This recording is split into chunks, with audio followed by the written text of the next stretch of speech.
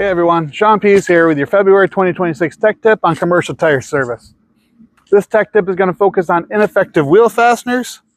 An ineffective wheel fastener is a lug or a stud that will no longer do its job. It's missing, bent, broken, cracked, has some kind of damage to the thread, and can no longer aid in clamping force. Ineffective fasteners are going to be found during the inspection part of the RIS procedure, and left unchecked will be cause for an out-of-service condition. The out-of-service criteria for the US, Canada, and Mexico on a 10-bolt hole wheel assembly would be any 3 fasteners or 2 adjacent fasteners that are ineffective.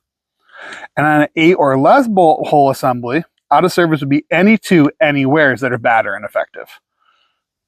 When dealing with commercial vehicles, it is crucial to replace the damaged or ineffective stud along with the stud on either side. This is because when the broken stud goes under the weight of the vehicle, it applies uneven load distribution and increases the stress to the surrounding studs.